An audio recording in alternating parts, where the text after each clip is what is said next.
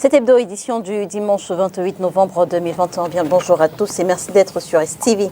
La sphère politique polluée par des acteurs désormais plus engagés dans la calomnie que dans le souci de construire un débat sain, c'est ce que décrit le ministre plénipotentiaire Oswald Babouké. Dans une tribune publiée chez Cameroun Tribune, le directeur adjoint du cabinet civil de la présidence dénonce une dérive dangereuse du jeu politique, davantage pervertie par les lanceurs d'alerte et les réseaux sociaux. On commente sa sortie dans un instant. On parlera également du passage de Paul Tasson devant la représentation nationale, venu présenter aux députés le plan national de reconstruction des régions du nord-ouest, du sud-ouest et de l'extrême nord. Le ministre délégué au MINPAD a suivi pendant 8 heures des récriminations des élus de la nation en rapport avec ce conflit. On en parle. Et pour sortir de cette émission, on parlera des derniers événements autour de la Coupe d'Afrique des Nations quand on organisé le Cameroun dès janvier prochain. On a eu de la correspondance du secrétaire général de la CAF faisant de vifs reproches au Cameroun quant à son impréparation. C'était le 17 novembre. On a par la suite eu la réponse musclée du ministre camerounais des Sports. Quelques heures plus tard, une délégation camerounaise s'envolait pour le Caire afin de prendre part officiellement à l'Assemblée générale extraordinaire de l'institution. Et la dernière actualité est celle du président de la CAF qui affirme que le Cameroun est prêt à 95%. Donc, on parle de tous ces sujets avec vous, Denis Emilia Dangana. Vous êtes le président du FDC, le Front des démocrates camerounais. Bonjour et merci d'avoir accepté notre invitation. Bonjour, merci. Bonjour aux copanélistes. C'est un plaisir d'être l'un des vôtres et je précise également que je suis conseiller municipal à la commune de Monaté, donc conseiller du FDC. D'accord. Dites-nous, Denis Emilien, quelle est l'actualité qui a le plus retenu votre attention cette semaine ? Disons, je pense qu'il y a déjà, sur les thématiques que vous avez, qui ont marqué l'actualité, mais davantage aussi ce drame de Ekondo Titi, qui nous a tous marqués quand on voit des jeunes mourir, peu importe l'idée que les uns et les autres peuvent défendre, mais rien ne peut justifier de tels actes. Donc j'en profite ici pour présenter mes condoléances aux familles éprouvés, aux blessés, mon sentiment de réconfort. Et j'espère bien que ceux qui ont la charge de régler cette crise vont finalement prendre conscience que l'urgence est de trouver une solution durable pour qu'on puisse penser que la crise anglophone relève du passé. D'accord, merci d'avoir accepté notre invitation, merci d'être avec nous ce dimanche. À côté de vous, on reçoit Sylvanus Moutaga, il est conseiller spécial de Maurice Kamto, militant du MRC. Bonjour et merci d'être là ce dimanche. Good morning, Leila. Good morning to all the millions of Christians who are watching this program across the globe. Special good morning to the President-elect, His Excellency Professor Maurice Kamto, and all the militants of the Cameroon Renaissance Movement that are watching this program. Heartfelt condolences to the bereaved families of those who lost their loved ones, especially the families of Carol and Boya, that of Branley in the Northwest region, and the families of the students who died in the Kondo Titi. It's an honor for me being here today. Permit me use this opportunity to wish a happy birthday to Dr. Sosten Lipot Meda, who is a special advisor to Professor Maurice Kamto.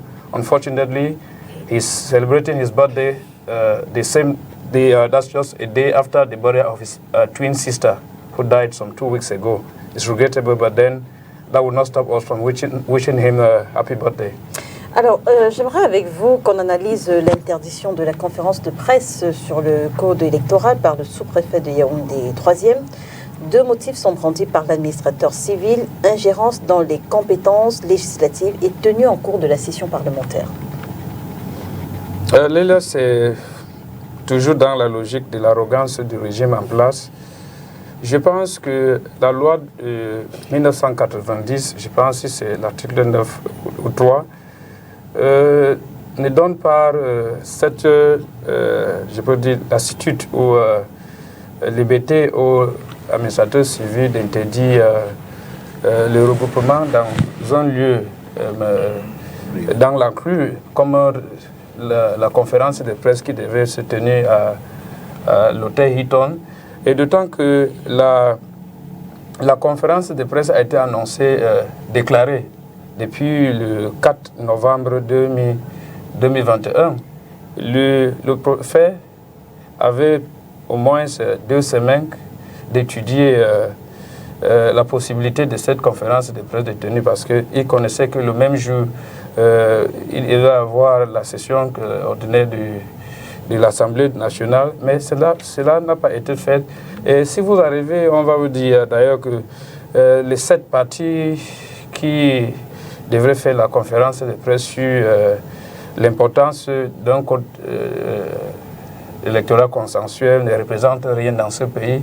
On parle, bon, je vais vous dire honnêtement que parmi les 7 partis politiques, il y a 4 qui sont représentés à l'Assemblée nationale avec des sénateurs. Si on peut dire, le MS a boycotté les élections législatives du 9 c'est peut-être ce qu'entend le sous-préfet, oui. Le fait que ce débat doit se tenir à l'Assemblée nationale plutôt qu'à l'extérieur. Je ne pense pas que ça devrait se tenir à l'Assemblée nationale, pas à l'extérieur. C'est pas ça le problème. Le problème, c'est juste, je pense que c'est la présence peut-être du président élu qui a toujours été la bête noire du système en place. Quand on le voit être quelque part où je n'arrive pas à comprendre, mais je dis bien, c'est juste antidémocratique, c'est aussi anti-républicain parce que pour un parti politique qui a servi les invitations, parce que le nombre de personnes qui devaient se regrouper à l'hôtel Hilton, on connaissait le nombre, c'était un nombre fixe, ce n'était pas des personnes qu'on ne connaît pas leur identité, c'est des personnes bien connues, c'est-à-dire qu'ils ne constituent pas une menace pour la tranquillité de Yaoundé. Je dis c'est dommage. Nous pensons qu'il est temps à ce que le régime en place comprenne que nous sommes en démocratie. Ce n'est plus le parti unique comme c'était avant 90. Parce qu'il semblerait que le président de la République a libéralisé, il a laissé à ce qu'il y a le multipartisme, la démocratie, oui. Mais certaines personnes vont rester toujours dans la logique du parti unique. Et c'est dommage. Je pense que pour des hommes qui veulent avancer et pour quelqu'un qui aimerait être mis dans l'histoire, comme celui qui a apporté la démocratie au Cameroun, comme l'homme qui a toujours promouvoir la liberté d'expression et des associations dans notre pays, le président de la République, M. Biya, doit frapper la main sur la table et dire à ses administrateurs qui, je pense que des fois, il abuse le pouvoir parce que à l'heure actuelle, je me demande donc si le président de la République, c'est lui-même qui l'a ordonné à ce qu'ils font ce genre de choses. C'est ça d'abord le problème. Face à vous, on reçoit André Luther Meka. Il est enseignant, il est militant du Rassemblement démocratique du peuple camerounais. Bonjour, monsieur Meka, et merci d'avoir accepté notre invitation. Je voudrais saluer les millions de téléspectateurs de cet hebdo et saluer tous les Camerounais qui sont épris de paix et d'intégrité territoriale et qui soutiennent au quotidien le chef de l'État dans sa mission de paix et de mendiant de la paix. Je voudrais également saluer aussi tous les militants du RDPC qui ont toujours soutenu le parti et qui nous ont permis toujours de gagner à plat couture, n'est-ce pas, à tous les opposants. D'accord. Alors, on continue de parler de l'interdiction de cette conférence de presse. Qu'est-ce qui dérange avec cette idée? Est-ce le fait d'entendre parler d'un code électoral consensuel ou même est-ce le fait de voir ces partis politiques de l'opposition? On a quand même le deuxième à l'élection présidentielle, le troisième, on a Maurice Kamto, on a Kabra Libi, on a le SDF, on a également Joshua aussi, qui se mettent, on a l'UDC. Est-ce le fait de voir ces partis politiques de l'opposition qui se mettent ensemble pour porter une telle idée? Je veux dire, qu'est-ce qui dérange avec cette conférence de presse au point de se voir frapper du sceau de l'interdiction? Je voudrais d'abord dire que toute manifestation publique doit être déclarée à l'autorité compétente. Ça a été le cas. Voilà. Si cela a été fait, il revient, n'est-ce pas, à l'autorité compétente de juger, n'est-ce pas, de l'opportunité et, j'allais dire, n'est-ce pas, de l'impact de cette réunion. Je voudrais signifier que l'État, ou du moins ceux qui gèrent l'administration, ont le devoir de s'assurer de la sécurité, n'est-ce pas, la sécurité publique, la tranquillité publique et la salubrité publique. Donc, il peut y arriver que ces réunions peuvent, n'est-ce pas, menacer soit la sécurité publique, soit la tranquillité publique. Et ceux qui gèrent, n'est-ce pas, la police administrative et les informations qui leur parviennent sont à mesure de juger l'opportunité de la tenue d'une telle réunion. Donc, il est clair que les informations qui ont certainement été remontées à l'administrateur étaient des informations de nature à pouvoir menacer soit la sécurité publique, soit nettement la tranquillité publique. De l'interdiction, ingérence dans les compétences législatives et tenue en cours de la session parlementaire. Ce sont des motifs qui sont des motifs officiels, qui peuvent être nettement clairs. Ça veut dire que ceux qui se réunissent dans le cas, n'est-ce pas, de cette réunion n'ont pas eu mandat de pouvoir, n'est-ce pas, réfléchir sur ces questions-là. Et vous le savez très bien, le débat a couru et nous n'allons pas toujours revenir sur les mêmes choses. Les voies de discussion sont, n'est-ce pas, légiférées, c'est-à-dire il y a des instances pour cela. Il y a l'Assemblée nationale, il y a le Sénat, il y a également, n'est-ce pas, le Conseil exécutif des mairies qui peuvent discuter d'un certain nombre de choses. Alors, il y a des... Est-ce possible qu'un tel débat soit ouvert à l'Assemblée nationale? Une Assemblée nationale, on le sait, est en grande partie représentée par les élus du RDPC. Non, mais vous n'allez pas vouloir prétendre aux téléspectateurs que les élus du RDPC ne peuvent pas, n'est-ce pas, légiférer ou penser ou réfléchir sur le code électoral. Je crois que l'issue, n'est-ce pas, du code électoral que nous avons aujourd'hui est la suite, n'est-ce pas, de ces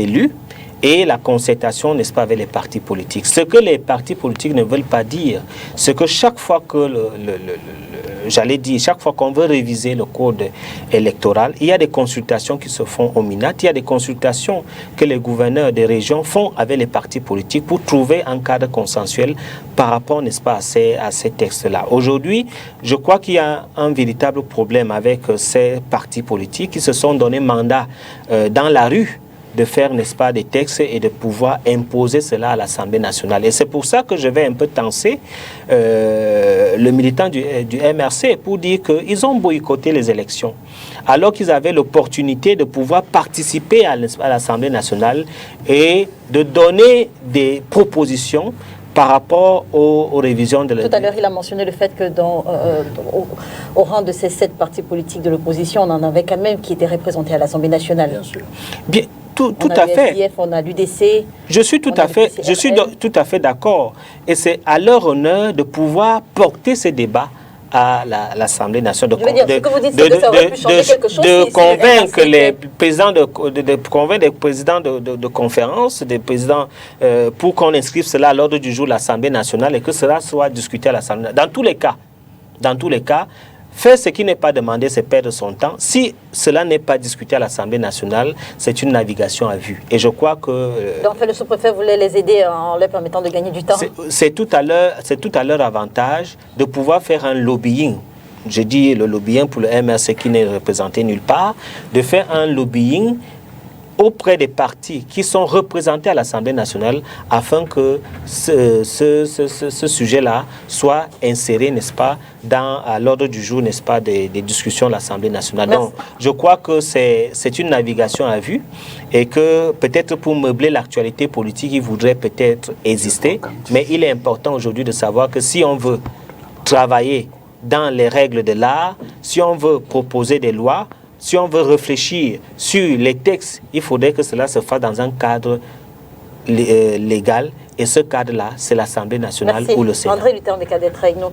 À côté de vous, on reçoit Maître Paul Payeri. Il est avocat, il est militant du Social Democratic Front. Merci, Maître, et merci également d'être avec nous ce dimanche. Bonjour, Leïla. Voilà, justement, avec vous, on continue de parler de cette actualité, l'interdiction de... je dois quand même m'adresser aux Camerounais qui ont perdu leur vie.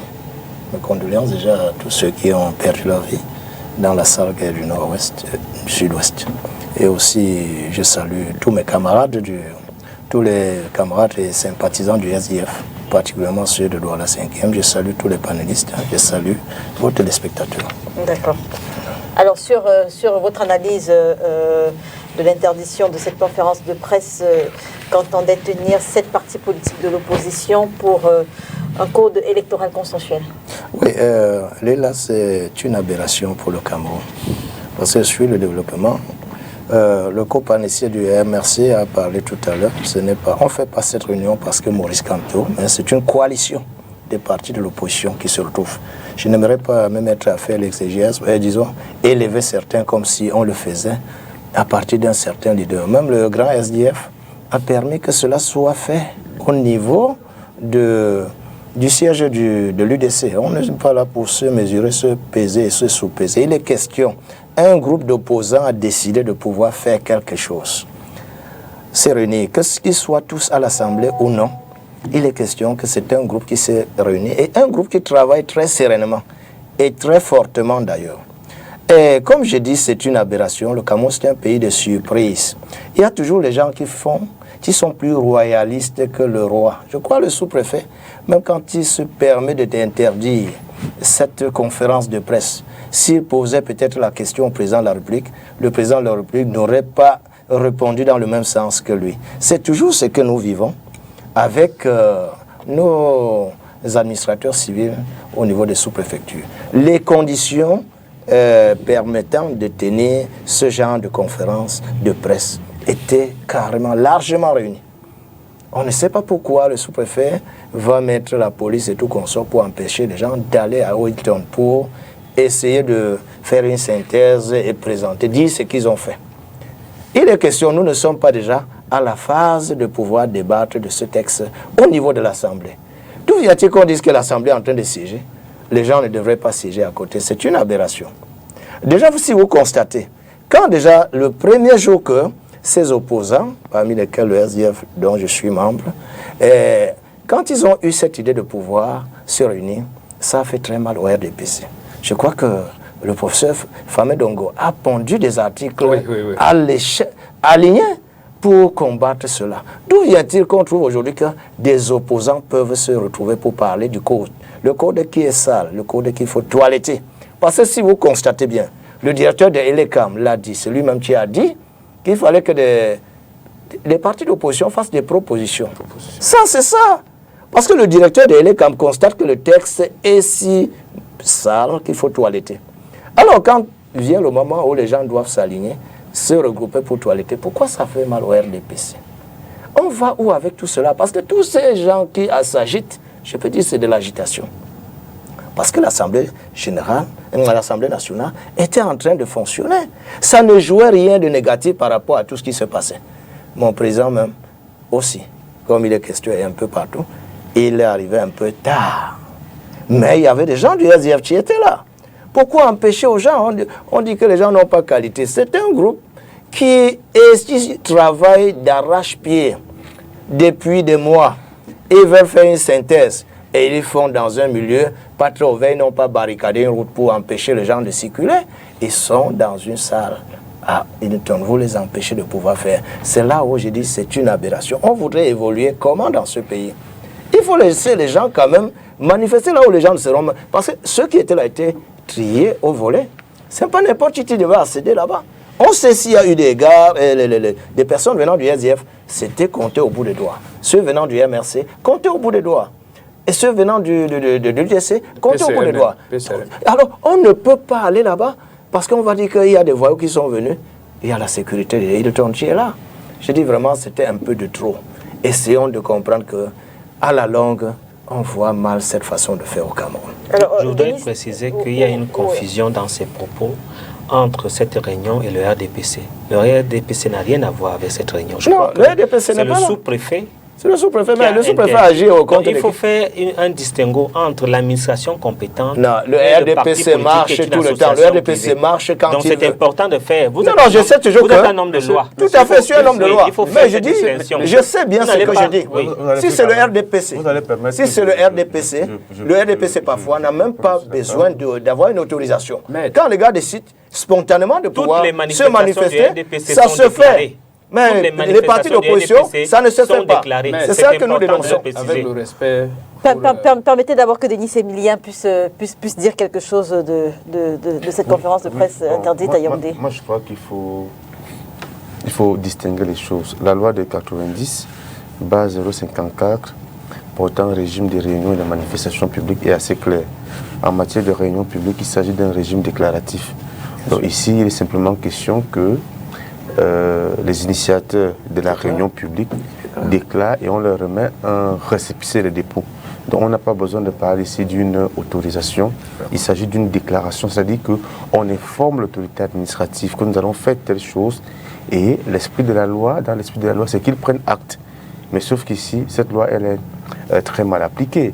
Je vais vous dire par exemple que dernièrement, nous, au niveau du FDC, estimant que l'Assemblée nationale et le Sénat ne peuvent pas voter un budget qui sera géré par des personnes en situation d'illégalité, notamment les directeurs généraux et les directeurs généraux adjoints, les PCA, nous avons annoncé faire un sitting au niveau de l'Assemblée nationale. Et un sitting, c'est quoi? C'est que vous venez vous assis, vous avez votre pancarte, ou c'est simplement écrit non aux DG illégaux, non à la gestion du budget par des personnes hors la loi, mais allez vous asseoir dans un espace où vous ne dérangez personne, vous ne parlez à personne. Curieusement, l'autorité administrative nous a fait comprendre que cela constituait un motif de vérité de trouble à l'ordre public. C'est un problème parce qu'on est là dans une répression des libertés. Les lois de 90 ont été acquises sur la base d'un travail de fond. Et sur ce point, il faut féliciter des partis comme le SDF qui avait fait un travail admirable. Et il faut dire que moi, je suis de ceux qui pensent qu'il y a des choses qui peuvent se faire au niveau de l'Assemblée nationale. Voyez-vous, lorsqu'on obtient le code électoral, c'était à la veille du sommet France-Afrique. Et il fallait mobiliser 47 députés, c'est-à-dire un tiers député pour que l'amendement passe, pour contourner la Chambre des présidents. Et cela est passé. Il y a des députés RDPC qui avaient signé pour que le code électoral actuel existe. Donc, moi, je pense qu'il faut éviter de faire croire que les députés du RDPC tous détestent le pays. Certains même sont aussi victimes de certaines dispositions de ce code électoral qui n'arrangent pas nous tous. Mais nous avons des choses à construire, nous avons des choses à faire, que ce soit dans les différents partis politiques, même dans le RDPC, il y a des gens qui estiment qu'il y a des choses à revoir dans ce code électoral. Donc le travail de lobbying, il doit continuer. Il doit continuer. Je suis contre le fait qu'on interdise des manifestations, pire encore, même aller s'asseoir quelque part. Et nous, au niveau du FDC, dans notre combat contre les DG illégaux, nous allons dans les jours à venir faire des sittings dans chaque direction générale où il y a un DG illégal. Parce qu'on estime qu'il ne faut pas que l'année 2022 nous retrouve avec les mêmes DG qui sont en situation d'illégalité. Et ce qui pose le plus gros problème chez nous, c'est que les entreprises d'État sur qui, à l'époque, reposait l'État-providence, qui créait la richesse, qui créait de l'emploi, sont devenus aujourd'hui des gouffres à sous où l'État injecte des grosses subventions, mais sans rendement. Et pour nous, c'est un problème. On estime qu'avec les sessions budgétaires qui commencent d'ici quelques jours, il serait important que soit les conseils d'administration déchargent tous qui sont en situation d'illégalité. Au cas concret, nous, on ira faire les sittings devant chaque direction générale où il y a un DG, un directeur général illégal ou un DG illégal. D'accord. Allez-y, Sylvanus. Yes, a while ago, I just wanted to chip in concerning the reactions of the CPTM parliamentarians at times. We must admit that there are certain CPTM parliamentarians who are always putting the interests of the ordinary citizens at heart and the process of democratization of our nation at heart. But you find that there are certain extremists. If Metro Payere just spoke of the CPTM, you find that there are certain instigators who always want to press hard with the administration, maybe to give them a special favor. So, you know, when the present electoral code is made in such a way that it can leave the CPDM in power for centuries, and there are some of their parliamentarians who would love it, even if the country is torn up into pieces. Absolutely. With them being in power, they are okay. It doesn't say that all the CPDM parliamentarians are bad. Like he said a while ago, the lobbying for the president, Denise just said a while, the lobbying for the present electoral code was done with the CPDM. So you find that it's not the whole regime that is bad. But the mere fact that a majority and the extremists, you know, most often extremists are always those who make their voices heard. If you look at the Northwest and Southwest region, when we were vying for federalism, it wasn't the federalists that had to pick up arms. The extremists went further and wanted what? Separation. So, like I said, it's not normal that in the 21st century, knowing that Cameroon has ratified some of those treaties that have been signed, and that President Biya is almost at the end of his political career. I think those who are struggling to rubbish him, or he's the one in disguise, I don't know, should begin to think that a man of his caliber that has served this country for 40 years. When I look at the things that are happening in the war in the Northwest region within his reign, I am not the least happy, because even of the CRM, I think that to manage a country is not an easy thing. So it's time for repentance for everyone.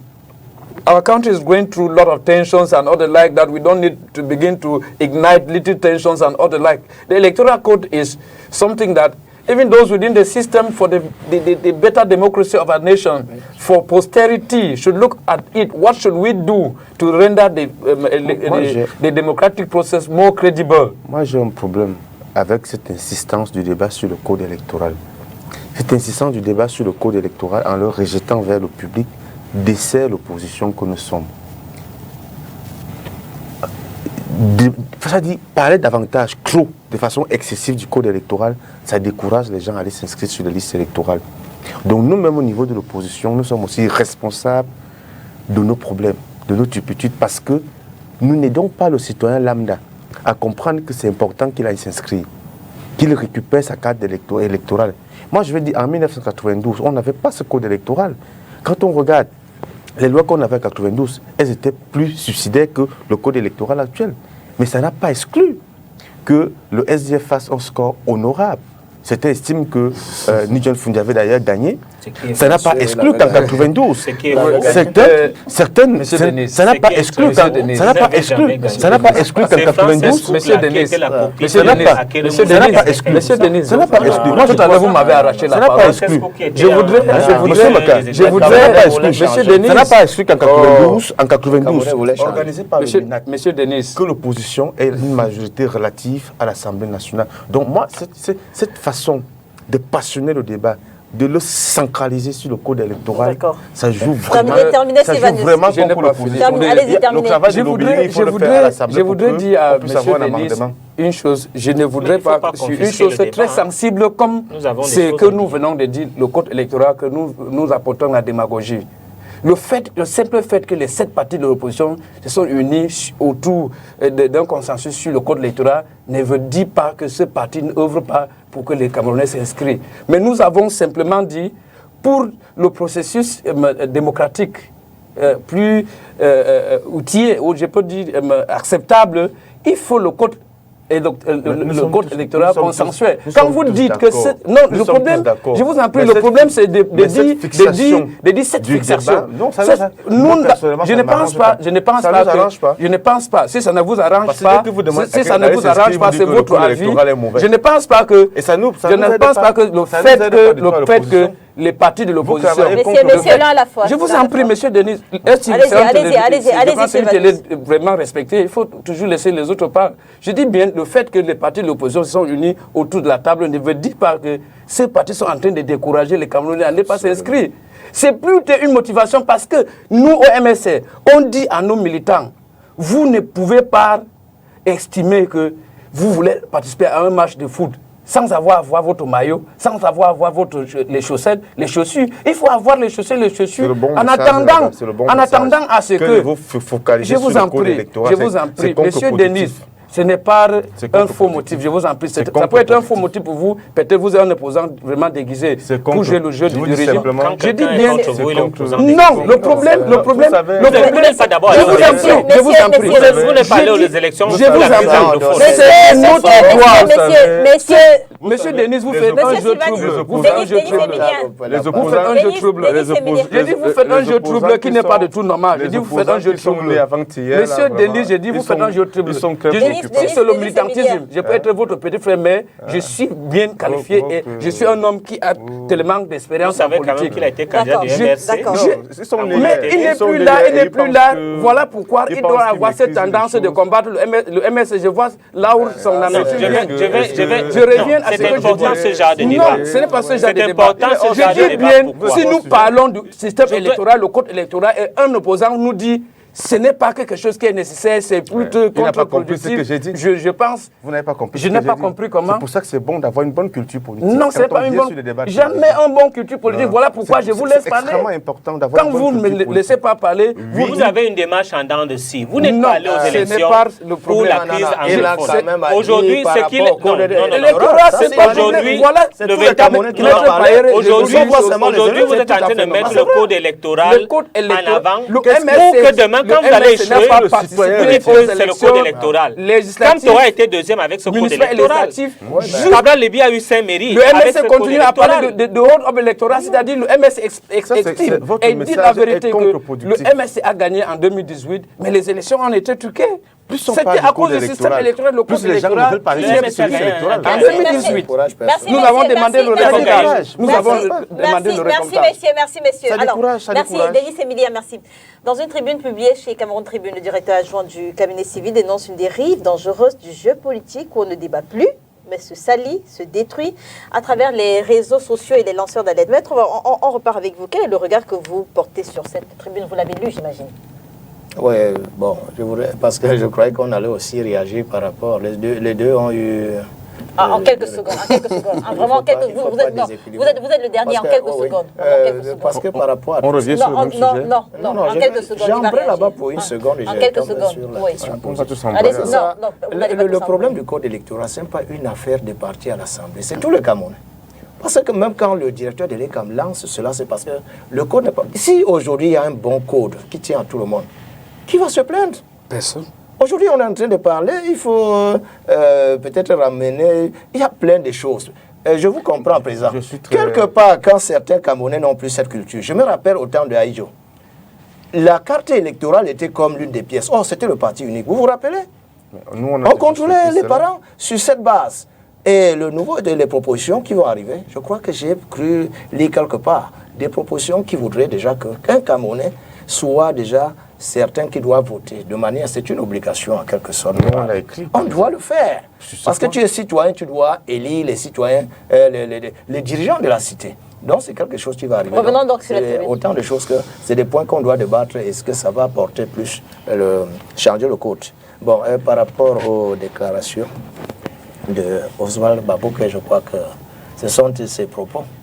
Bon, je crois que nous voyons ce qui se passe à l'heure actuelle à partir de la publication du rapport de la Chambre des comptes. C'est ça qui a jeté l'huile sur le feu. Parce que quand déjà au SDF nous dénoncions pour dire que ce qui s'est passé avec la gestion des fonds Covid, c'était vraiment catastrophique, c'était horrible. Les gens n'ont pas cru. Bon, quand le rapport est venu, même beaucoup de gens font comme s'ils ont découvert cela tout dernièrement. Déjà, heureusement, les réseaux sociaux balancent déjà ces choses longtemps avant que vous ne soyez au courant officiellement. Ces horreurs, ces dérapages, c'est venu par le rapport de la Chambre de comptes. Et la Chambre de comptes, vous savez, c'est géré par des magistrats assez expérimentés. Quand vous voyez un monsieur comme Abdou qui est là, c'est un magistrat qui a circulé partout dans les juridictions et on a vu comment il fonctionnait. Donc quand ils font un travail pareil, quand on lit cela, on sent qu'ils ont fait un travail très fouillé. Quand Oswald Babouke voit cela, il peut bien donner son analyse comme nous donnons actuellement. Parce que là où on se trouve, des gens ont tellement nié que c'était vraiment des déclarations, peut-être venant du SDF, ce n'était pas, c'était juste à tête chercheuse. On se rend compte que tout cela, c'est une vérité.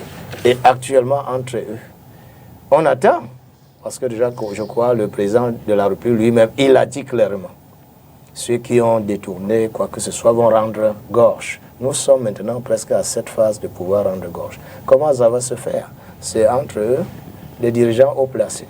Déjà, la nuit de longs couteaux se prépare.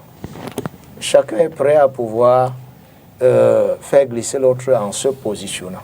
Donc là où on est, comme nous voyons, c'est un peu comme dirait quelqu'un du SDF, comme il a son mot assez fétiche, le grand soir de Jean-Robert Wafou, mon camarade du parti. C'est ça qui s'apprête. C'est ça, et Babouke appelle cela la nuit de longs couteaux. Donc tellement les gens vont se gérer comme ils vont gérer. La vérité est déjà là. Normalement, et ce pays, c'est un pays où on est très On est très surpris, un pays de surprise. Parce que voilà tout un gouvernement à Konengi, à Nubel. Mais les gens derrière, l'argent de malade arrive, ils n'ont pas peur, ils font la même chose. Comment les gens peuvent voir que leurs frères sont en difficulté, en prison et faire la même chose? Il faut s'interroger. Et c'est là où il faut aller. Est-ce que ce qu'on est en train d'appliquer sur ces gens comme peine, est-ce que ça les effraie, ça les dissuade? Il y a un problème. Parce qu'aujourd'hui, les gens qui font tous ces détournements à deniers publics, allez voir leur standing en prison. Ils ne sont pas vraiment dans la prison en tant que tels. Ils sont même hyper mieux logés qu'à l'extérieur. Climatisation, tout ce qu'il faut. On est là. Non, non, nous vivons cela. Il faudrait, c'est une façon, je vous en prie. Quand nous parlons, je n'aimerais pas. Non, non, non, non. Ça dépend, vous allez réagir. Permettez-moi d'aller au bout de ma réflexion.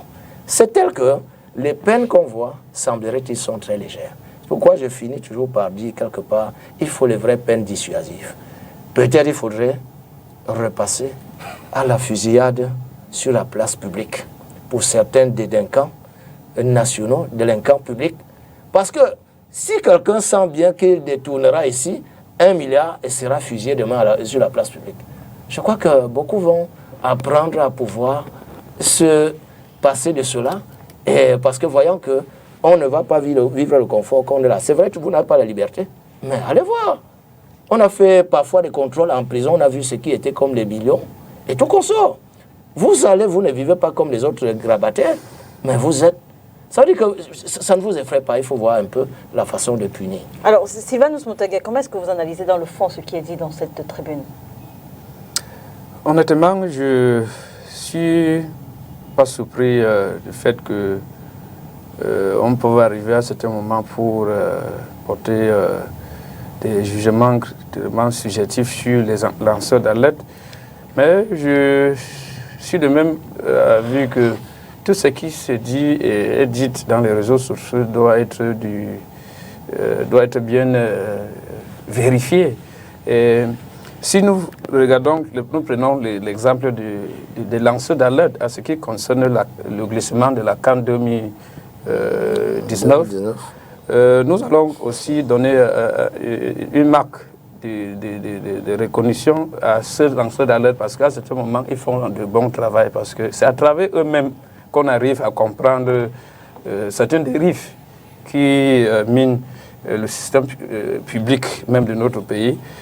Mais ce qui me choque aujourd'hui, c'est le fait que malgré la sanction infligée sur certains de ces déteneurs de fonds publics, d'autres continuent aussi à détourner des milliers ou des milliards de francs CFA. Ça revient du fait que j'estime que dans le même gouvernement, il y a deux camps. Peut-être il y a le camp qui vole surtout peut-être pour protéger l'intérêt de certains de leurs gourous dans le même système. Il y a l'autre camp qui est peut-être l'émissaire, le bouc émissaire, c'est-à-dire le moins geste, peut-être construction, juste parce qu'on les regarde comme les assoiffés du pouvoir, ceux qui peuvent renverser les tendances. Et on est prêt à leur sacrifier. Voilà pourquoi quand le Fonds monétaire international avait demandé des audits, nous sommes parmi ceux qui avaient demandé que ce soit un audit indépendant. Parce que nous pensons que demander un audit qui sera fait avec certains de ce même régime, ça pouvait être d'une manière qu'on veut sacrifier certaines personnes qui n'ont pas vraiment les pieds sur terre, comme on dit. Parce que dans chaque régime, il y a toujours les gens qui ont les pieds sur terre. Parce que si je me demande donc, regardons les ordinateurs qui devaient être distribués aux élèves, aux étudiants de l'université. On s'est attendu, on disait que c'était 32 gigas, ça a fait du bruit. Mais on voit les auteurs de tous ces actes acrimonieux marchent librement dans la société. Certains ont été même promus. Le glissement de la CAN 2019, les auteurs, les acteurs majeurs qui étaient censés, je peux dire, superviser les constructions des infrastructures sportives, ils marchent librement.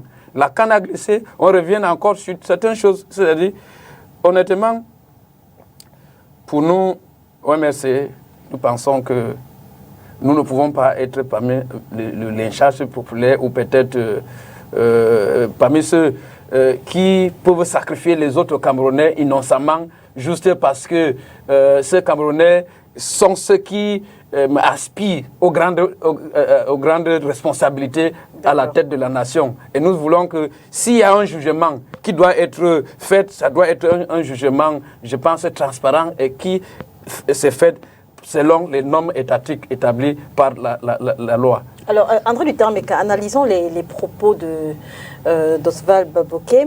J'aimerais, avec vous, qu'on revienne sur les conflits d'ascension socio-politique au sein de la classe gouvernante. De quelle façon se fait la course au pouvoir au sein de l'appareil gouvernant? Je veux dire, qu'est-ce qui est privilégié? Le savoir-faire intrinsèque ou alors le savoir-défaire? Parce que si on se réfère justement à ce qui est dit dans la tribune, c'est le savoir-défaire. Oui, je voudrais d'abord préciser que je voudrais mettre quelques principes. D'abord, j'interdis ceux qui ont les mains sales de parler de la saleté. Parce que je voudrais signifier à tous les Camerounais aujourd'hui que M. Kamto est le seul ministre délégué à avoir fait un marché pendant qu'il était en fonction. Mensonge. Et je voudrais préciser également qu'il était, n'est-ce pas, partisan d'un marché dans son cabinet pour, n'est-ce pas, la crise de Bakassi. Je voudrais aussi dire qu'il a à son actif, n'est-ce pas, près de 300 millions, d'autres parlent de 1 milliard par rapport, n'est-ce pas, à la contribution de Suivi Cameroun qui plane encore, qui n'avait jamais été. André Luther, je dis c'est un faux débat. Ce que vous êtes en train de faire, c'est la sorcellerie. Et j'appelle ça la vieille forme de la sorcellerie. Quand on veut couvrir le mal, on doit chercher à accuser le sang. C'est un ange, il faut blanchir l'ange parce qu'on doit cacher nos mauvaises fesses. Ce que vous êtes en train de faire, c'est de la sorcellerie, André Luther-Meka. Alors, allez-y, André Luther-Meka. Donc, je voulais faire ce rappel-là pour dire que lorsqu'on dirige les Camerounais ou qu'on veut diriger les Camerounais, il faut être soi-même propre. Sinon, nous n'allons pas arriver à assainir la société. Est-ce que Oswald Baboké parle de Maurice Kamto dans la tribune? Il ne parle pas de Maurice Kamto. Mais lorsque nous venons pour diagnostiquer la société, pour faire en sorte qu'on ait une cure de désintoxication de la société, il faudrait que ceux qui en parlent aient un minimum d'éthique et soient un peu... Il en a. Alors, la course je voudrais également donner un autre principe. Oui. Le principe que je voudrais donner est clair. Celui qui combat la corruption au Cameroun, qui est au taquet, qui est au front sur le président Paul Biya. Parce que c'est par lui qu'est parti, n'est-ce pas, cet acharnement contre la corruption. D'ailleurs, il a dit que ceux qui ont des mailles à partir avec la fortune publique rendront gorge. Et c'est important de le dire que celui-là même qui combat cette corruption est le président Paul Biya parce qu'il a permis que la justice fasse son travail. Vous avez établi les deux principes. On voit déjà les gens. D'accord. Revenons à la question. Vous avez posé une très bonne question et je vais vous répondre. J'ai compris que vous voulez d'abord établir plusieurs principes. Oui, il faudrait... La course au pouvoir au sein de l'appareil gouvernant, qu'est-ce qui est privilégié? Je veux dire, le savoir-faire intrinsèque ou alors le savoir-défaire? Parce que, je reprécise, si on se réfère à la tribune d'Oswald Baboké, c'est le savoir-défaire. On a des attaques au sein du gouvernement, on a des camps qui se forment, qui se montent les uns contre les autres. Je voudrais d'abord dire que c'est les rivalités, les convoitises dans les partis politiques au pouvoir existent depuis Mathusalem. Seulement, ces rivalités sont des rivalités saines, des rivalités d'idées, d'approches, qui se rivalisent et qui font en sorte que les personnes peuvent avoir des choix au sein, n'est-ce pas, de l'appareil étatique, au sein du Des rivalités saines. Oui, des rivalités saines, c'est-à-dire en termes d'approche, oui, en termes, n'est-ce pas, de méthode. Il peut y avoir, n'est-ce pas, des leaders des partis politiques. Il peut y avoir, n'est-ce pas, des leaders au sein du parti au pouvoir qui ont des approches qui séduisent, n'est-ce pas, un certain nombre de personnes, qui ont des manières de gérer. Un ministre peut bien gérer. Une autorité du parti politique du RDPC peut bien gérer et cela peut créer la sympathie. Et cela peut, n'est-ce pas, le mettre à un certain niveau en positionnement par rapport, n'est-ce pas, au pouvoir. Je voudrais également dire que dans le cadre des rivalités, il y a aussi, n'est-ce pas, des rivalités féroces. En politique, il y a des rivalités féroces où on se sert des défaillances des autres, on se sert notamment de l'ignorance des autres, ou alors on se sert des faiblesses des autres pour pouvoir se positionner. Cela existe en politique. Alors, pour revenir à votre question, est-ce que c'est défaire où la méritocratie, en ce moment, je crois parce qu'on a le regard d'Oswald Baboké, j'interroge maintenant le regard d'André Luther Meka. Je crois qu'aujourd'hui, il y a beaucoup plus une prééminence à défaire l'autre. Et ce n'est même pas aujourd'hui, si je précise qu'Oswald Baboké parle au sein du même parti. Oui. Je veux dire des gens qui sont censés être ensemble, qui sont censés travailler ensemble, qui sont censés avoir la même idéologie. Oui, je voudrais vous dire que dans le sens de la rivalité politique, cela a toujours existé. C'est-à-dire, dans les médias, vous êtes journaliste, il y a toujours eu, n'est-ce pas, des rivalités par médias interposés où on essaie, n'est-ce pas, de voir les défaillances de l'autre pour pouvoir se positionner. Seulement aujourd'hui, et je voudrais vous dire que les lanceurs d'alerte, c'est une idée du MRC. Ce n'est pas une idée du RDPC. Le MRC a eu, j'allais dire, l'ingénieuse idée, parce qu'il faut leur concéder ça, de faire un maillage des réseaux sociaux pour accompagner, n'est-ce pas, leur parti politique et leur gourou. Et malheureusement pour eux, il y a eu, n'est-ce pas, des récupérations des lanceurs d'alerte qui sont friands d'argent, il faut le dire, parce qu'il faut qu'ils vivent. Il y a eu des récupérateurs, n'est-ce pas, des lanceurs d'alerte par des hommes de pouvoir qui ont commencé à utiliser ces lanceurs d'alerte vis-à-vis, n'est-ce pas, de leurs homologues et de leurs confrères. Je crois que c'est de ça que parle le ministre. C'est réel.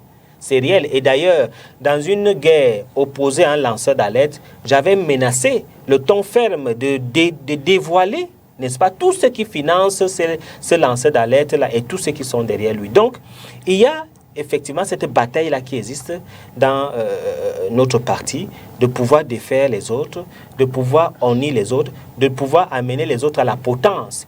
Et c'est ça qui fait en sorte qu'aujourd'hui, lorsque on arrête des gens, que ces gens-là puissent, n'est-ce pas, ne pas se décourager. À votre avis, pourquoi ces batailles sont plus visibles en 2021 qu'en, je ne sais pas moi, non, en elles ont toujours été...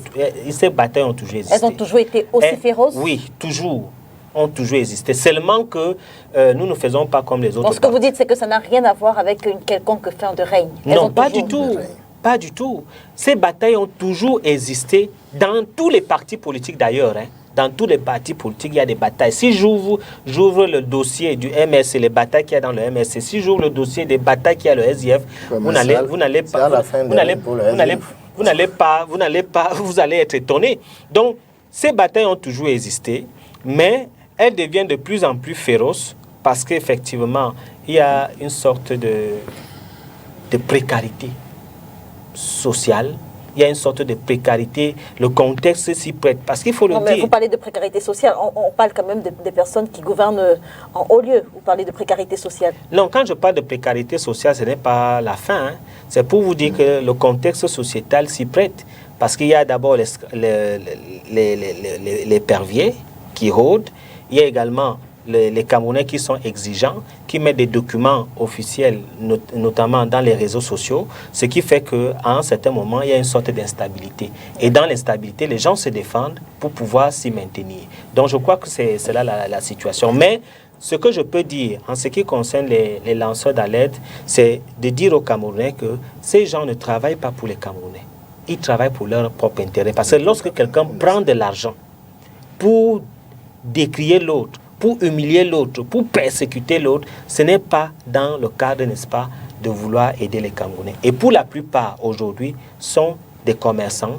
Ils reçoivent des informations, ils les traitent de façon idéologique pour accabler l'autre, pour faire en sorte que l'autre soit décrédibilisé au niveau, n'est-ce pas, de l'opinion publique. Et je pense que c'est un métier aujourd'hui qu'il faille combattre et qu'il faille dénoncer parce que ces métiers aujourd'hui apportent un certain nombre de problèmes au sein, n'est-ce pas, du gouvernement, au sein des institutions. Alors, Denis Emilien, on a surtout l'impression que le plus lourd du procès, Oswald Baboké le fait aux réseaux sociaux et aux lanceurs d'alerte. Mais ceux qui tirent les ficelles derrière, je parle bien sûr André Luther Meka le disait d'ailleurs, ceux qui tirent les ficelles, c'est-à-dire ceux qui financent ces lanceurs d'alerte, ne sont-ils pas tout au moins aussi coupables que les lanceurs d'alerte décriés par Oswald Baboké? Non, moi j'ai un problème, hein, avant d'aller dans le fond.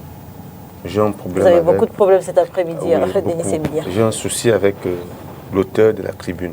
D'accord. Il me semble que lorsqu'on travaille à la présidence de la République, on est ce qu'on appelle les hommes de l'ombre. Ça, c'est ce que je sais.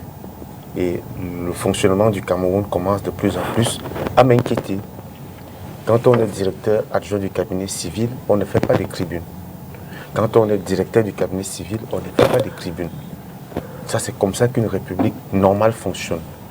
Cela nous pousse à nous interroger, mais la présidence, elle fonctionne même comment? Et moi, je suis inquiet. Je suis d'accord. Moi, je suis inquiet parce que le DCC adjoint n'a pas qualité de faire des tribunes. Et des tribunes dans ce sens. Parce qu'en écrivant, c'est la présidence de la République qui parle. Et quand on travaille à la présidence de la République, on ne fait pas de ce genre de tribunes.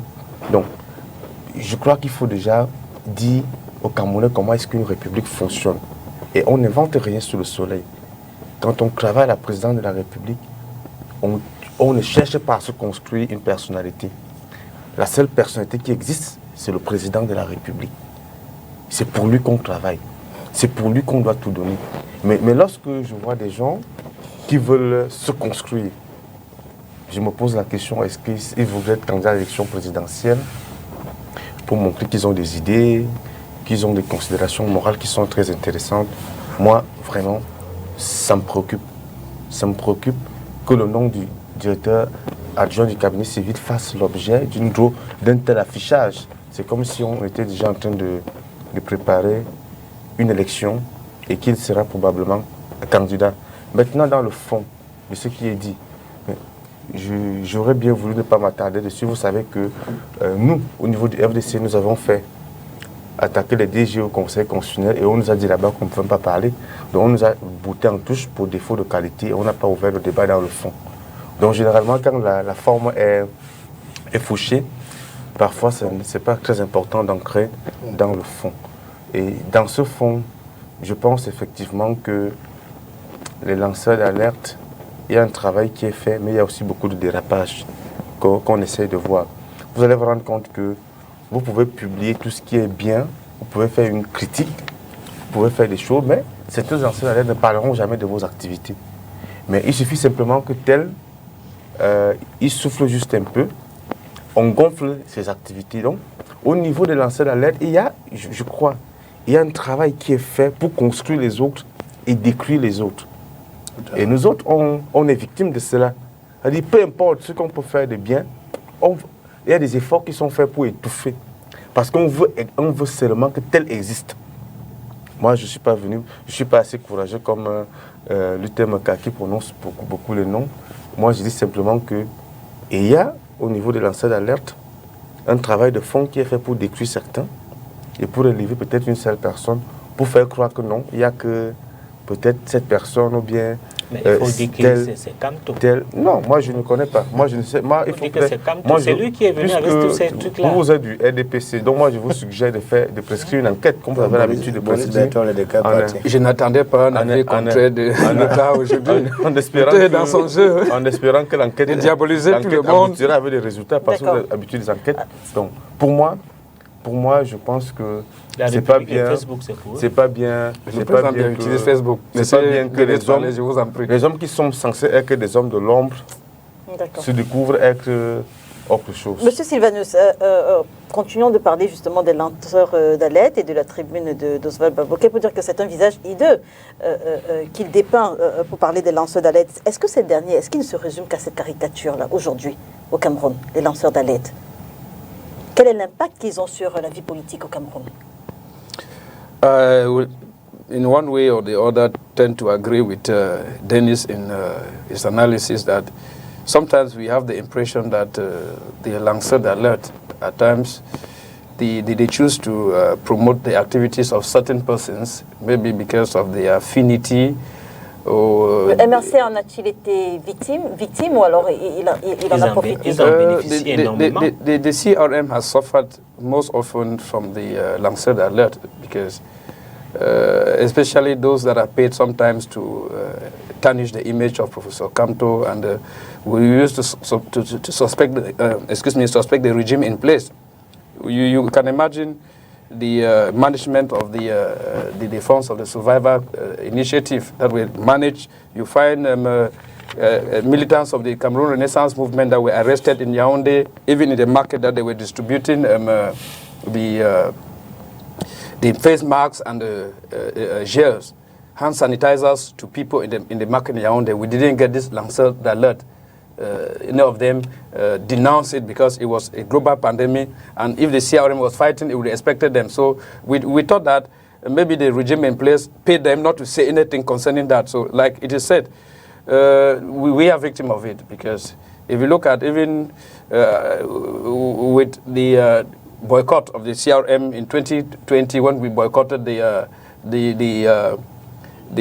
twin elections, the municipal and parliamentary elections, some of these lancers d'alert, they didn't come closer to the CRM to find out why the CRM did not go in for elections. They went over somewhere saying all sorts of rubbish. Whereas Professor Kamto in 2020 said the Cameroon Renaissance movement could not go in for the twin elections, the municipal and parliamentary elections, simply because the litigations of the 2018 presidential elections were not duly managed. The war in the northwest and southwest region was still going on, and that there should be a consensual reform of the electoral system before elections can be organized, because the elections, municipal and parliamentary elections, are elections of proximity that need the direct participation of the people to elect those who are closer to them. If they are running haters-skaters, it could not be done. So like I said, in as much as I hail the lancers d'alert, as they call them, for the job they are doing, because there are a lot of things that are happening. The illegal arrests of people and detention, sometimes you find that the lancers d'alert, they are the ones who denounce it. They're the ones that do it. The killings of things that happen even in private homes, evil that would have been concealed, not brought to the limelight so that it has to be condemned. You find that this lancers d'alert, there are those persons that bring it to the knowledge of everyone. So we cannot say that the lancers d'alert are not doing a good job, because it's like internet. Today, internet is of mixed blessing. There are people among the lancers d'alert. They are those who are genuinely for the education, the sensitization of the public on the evil things that happen, as well as to promote those who are doing good things. But there are others who are purely there to make their money, because you don't know. You don't have to forget that most of these lancers d'alert, despite the money that people pay them directly, Facebook pays them a certain amount of money for the views that they have. YouTube pays them for the number of views and all the like. With that, they are tempted to go for those things that people would find them very horrible, things that could be maybe managed without necessarily putting in the social media. In as much as those things can give them money, they are ready to publish it to have money. So I want to say that we of the CRM, we condemned the use of social media, maybe for egocentric reasons and motives. We think that social media should be used as a tool for education. It should be used as a tool maybe for sensitization of people. It should not be used as a tool to demonize people and the community. That's why you see that within the CRM, there are laws. There are laws governing the use of social media. Professor Maurice Kamto and the National Directorate the National Directorate in 2020, 2021 came out with a law condemning the use of social media by any militant of the CRM, maybe to propagate false information or maybe to denigrate anybody. And that's why I see that there are people who have been sanctioned within the CRM, maybe because of the way they communicate in social media and all the like. Some of them were suspended. You saw when they suspend a militant of the CRM for one reason or another, you see that it is then that you see some TV channels, some radio channels will invite him there. Whereas it's not really normal, but like I told you, the CRM is fighting the wrong use of social media by maybe our militants, and we condemn the wrong use of social media by other Cameroonians, maybe to propagate false information and to cause division, hatred, and all the like. Maître Payere, on apprend également d'Oswald Baboké que la divulgation des documents d'État censés relever de la plus haute confidentialité, c'est devenu de plus en plus récurrent ces derniers mois, n'est que la conséquence d'affrontements entre les hommes politiques, les camarades du même parti. Alors, quelles sont justement les conséquences de cette bataille entre les hommes du même parti sur la vie politique de l'opposition? Je veux dire, comment se positionne l'opposition camerounaise face à cette bataille qui annonce l'après-Biya, si on se réfère à ce qui est dit dans cette tribune? Oui, c'est vrai que la bataille qui se mène aujourd'hui dans le Sérail, ça fait que les documents, les murs sont déjà devenus poreux, donc ça passe très vite. Bon, cette lutte dans le Sérail, ça devrait profiter à l'opposition. L'opposition pourrait bien tirer avantage. Mais ce qui se passe dans le parti... Est-ce que l'opposition, je parle des faits actuels, est-ce que l'opposition tire avantage justement? Mais aussi, je voulais embrayer pour dire même dans l'opposition, ces lanceurs d'alerte aussi sont en train de jouer avec les leaders d'opposition. Vous voyez des batailles, que ce soit dans les partis, ça ne se cache pas. Dans mon SDF, il y a la bataille. Ce n'est pas moins dans l'autre côté. Ça se joue dans les partis, au point que vraiment, on se pose la question, la solidarité qui devrait être au sein d'un parti d'opposition. On trouve cela aussi, c'est un peu beauté à la touche, comme au RDPC. Bon, l'avantage ou le désavantage pour le parti au pouvoir, c'est que, bon, comme c'est eux qui sont là, pour nous disons, qu'ils se cassent les gueules, qu'ils s'affaiblissent, et que l'opposition, parce que vous voyez, quand déjà... Je veux dire, au regard de tout ça, on a l'impression que l'après-bière va surtout se jouer au sein du RDPC. Ben, l'opposition va continuer de rester en dehors. Non, ça ne saurait se faire. Vous voyez, quand on essaie déjà de se regrouper, ça c'est déjà des indices. Quand l'opposition se regroupe, déjà il y a cette coordination autour de la révision du code électoral. Ça fait peur à qui? C'est surtout à RDPC. Parce qu'ils voient déjà que d'un moment à l'autre, cette opposition peut quand même se réunir. Parce qu'il y a quelque chose. L'opposition gagnera à pouvoir être plus unie pour combattre cette mastodonte qui est le RDPC. Donc, on devrait normalement tirer avantage de ce qui se passe entre eux. Parce que même le RDPC aimerait bien voir l'opposition guerroyer quand on trouve le SDF engueuler le MRC. Les gars sont en train de boire du petit lait. Comme, on va maintenant en interne, il y a toujours ces jeux. Mais quand on voit aujourd'hui que déjà au niveau du Sérail, il y a cette guerre où chacun cherche à gommer l'autre, espérant être celui qui va passer.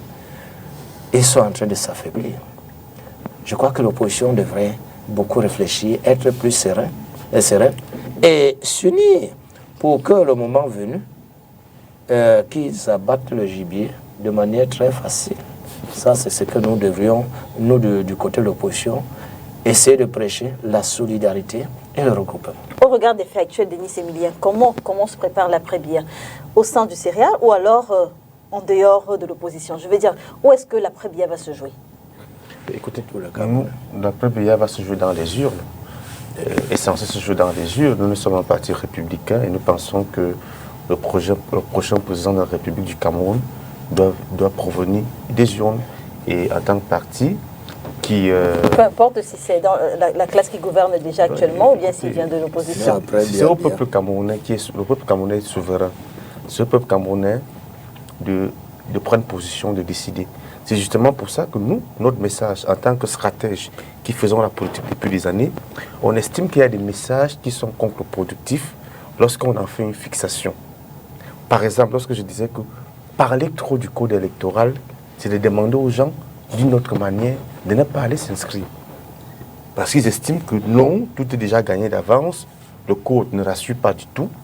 Et du coup, des gens, par rapport à ce débat, refusent d'aller s'inscrire sur les listes électorales. Donc c'est pour ça que moi j'estime qu'on peut mieux organiser la communication autour du débat sur le code électoral. Ce n'est pas aux citoyens. Ici, l'objectif, c'est quoi? C'est que le débat passe à l'Assemblée nationale. Il faut faire un travail de lobbying. Et c'est déjà important qu'il y ait certains députés dans ce groupe. Ça veut dire que le travail peut être fait pour amener d'autres députés à pouvoir se réunir en un tiers et introduire l'amendement en contournant la Chambre des présidents. Mais prendre le peuple camerounais à témoin, le public à témoin, que vous voyez donc, on ne veut pas modifier le code électoral pour que les élections soient libres, justes, saines. C'est-à-dire, elle dit, mais ne vous inscrivez pas, ça ne sert à rien, parce qu'avec un nouveau code électoral, ça ne donnera rien. Donc ça, c'est le message que malheureusement, l'opposition, depuis des années, passe, et qui, malheureusement, dessert l'opposition. Parce que plus les gens sont inscrits, parce que le groupe Homo Cameroun, c'est quoi? Il n'y a pas la masse critique. S'il y avait une importante masse critique, c'est-à-dire que les gens s'inscrivent, ils récupèrent leur carte d'électeur, ils vont voter le jour du vote, ils attendent les résultats sur place. Moi, je suis conseiller municipal à la commune de Monatélé, avec le FDC. Vous pensez qu'on nous a donné ça? Quand j'imagine seulement le petit travail que nous on a fait pour avoir un siège de conseiller municipal dans la commune de Monatélé, et qu'il faut dupliquer ça sur l'espace national. Mais écoutez, il faut mettre au moins 20 à 40 milliards. Il faut avoir les ressources humaines. Donc moi, je suis souvent gêné lorsque j'entends des gens parler de la politique avec un peu de légèreté. Comme si, pour avoir le pouvoir, on doit vous positionner le tapis rouge, vous venez entrer. Le pouvoir, ce n'est pas ça. Les élections, c'est une guerre, comme j'ai l'habitude de le dire. Les élections, c'est une guerre constituée de plusieurs étapes. Et parmi les étapes, il y a la question de l'enrôlement. Parce que même si on change aujourd'hui le code électoral, il va de soi que si les gens ne s'inscrivent pas, nous on a fait une proposition, par exemple, on a écrit au ministre de la fonction publique en demandant que la carte électorale, que l'attestation d'inscription sur une liste électorale fasse désormais partie des pièces exigibles pour faire un dossier d'entrée à la fonction publique, pour faire un dossier de recrutement. Parce qu'être inscrit, en principe, c'est un devoir. S'inscrire sur une liste électorale, c'est un devoir citoyen. Mais moi, je ne comprends pas comment un jeune veut travailler à la fonction publique et marger sur le budget de l'État. Les impôts que les Camerounais payent, c'est un acte citoyen. Mais vous n'êtes pas en accord à jour de vos engagements citoyens, mais vous voulez seulement le salaire que l'État va vous payer. C'est pour ça que c'est important qu'on essaie de revoir. Merci. Et nous, notre plaidoyer du FDC, c'est que l'attestation d'inscription sur une liste électorale soit une pièce exigible pour se faire recruter dans une entreprise. On sort de ce sujet avec vous. Et pour faire un concours à la fonction publique. Alors, voilà des choses qu'on doit faire. On sort de ce sujet avec vous, André Luther Meka, en croire Oswald Baboké. On est déjà en pleine inauguration de la nuit des longs couteaux. Si on se réfère encore une fois à ce qui est dit dans la tribune, le directeur civil, le directeur adjoint du cabinet civil, appréhende un tout petit peu ce qui va se passer après Paul Biya, appréhende les scènes qui vont être servies aux Camerounais après Paul Biya, des scènes qui seront principalement issues des personnes, des camarades du même parti, votre parti en l'occurrence. Est-ce que l'après-Biya vous fait peur, vous? Je voudrais d'abord dire qu'il faudrait qu'on entre dans le contexte du texte, parce que le texte nous informe qu'il y a des rivalités politiques au sein de mon parti. Et ces rivalités font en sorte que certains utilisent les lanceurs d'alerte pour décrédibiliser d'autres. Certains utilisent les lanceurs d'alerte pour défaire les autres. Et que ces lanceurs d'alerte sont les professionnels, pour reprendre ce mot, ignobles de la calomnie gratuite et de la médisance et la diffamation. Et ils constatent effectivement le problème de manque de solidarité dans le parti. Ils les appellent les faux homologues et les faux camarades. Et ils démontrent en fait que c'est chacun pour soi aujourd'hui et que cette nuit des non-couteaux est gérée de fait que ces faux homologues financent, n'est-ce pas, les lanceurs à travers des virements directs, des virements financiers. Donc, voilà un peu le contexte. Je ne sais pas s'il est en train de faire la prospective par rapport, n'est-ce pas, à ce qui sera à l'après-Biya. Il est en train de décrire ce qui se passe aujourd'hui. Il est en train de démontrer comment les gens il parle également de la course. Il parle également de la course au pouvoir. Je veux dire, il ne peut pas parler de la course au pouvoir si Paul Biya va rester là éternellement. Oui, mais la course au pouvoir, ce n'est pas la course au pouvoir, ce n'est pas l'après-Biya. La course au pouvoir, c'est effectivement même pendant que le président Biya est là. Et je crois que l'intelligence même de ce texte nous démontre qu'il y a des personnes, il y a des camarades qui travaillent à contre-courant. Il y a des camarades qui cherchent, n'est-ce pas, à évincer le patron alors qu'il est là. Et il nous démontre qu'il y a toute une organisation structurelle que je connais d'ailleurs parce que je fais partie des premiers à avoir dit aux Camerounais que les lanceurs d'alerte sont financés par les faux frères. Moi, je les appelle les faux frères. Et je les connais particulièrement. Moi, je les connais. Et je dis, le ministre Baboké vient certifier ce que nous disions aux Camerounais, que les faux frères financent les lanceurs d'alerte pour pouvoir, j'allais dire même, annuler, pour pouvoir diluer, pour pouvoir déstabiliser le travail que le président Paul Biya a fait. Et je suis fier aujourd'hui que le ministre le prouve. Maintenant, quand j'entends... Est-ce que l'après Paul Biya, justement, au regard de ces scènes de bataille, ces camps qui s'opposent dans votre parti, au sein de l'appareil gouvernant, est-ce que l'après Paul Biya, est-ce que vous appréhendez? Moi, je ne suis pas un dessinateur des démons de minuit. Hein, ça veut dire que vous êtes sérin? Je ne suis pas dans la divination. Moi, je vous ai toujours dit, lorsque je passe dans les plateaux, que, surtout des émissions politiques, que ce pays est géré par consensus. Et quand je dis par consensus, c'est-à-dire qu'il y a des piliers, il y a des pylônes dans ce pays, que lorsqu'ils s'asseyent pour donner une orientation à ce pays, nous allons suivre. Et je suis serein du fait que, au regard, n'est-ce pas, de la jeunesse qui est incontrôlée, de la jeunesse qui n'a pas, n'est-ce pas, la sagesse des aînés, est dans l'agitation, les aînés de ce pays parlent d'une seule voix. Et je peux vous dire que lorsque le moment viendra, les sages vont s'asseoir et ils vont nettement donner la conduite à suivre.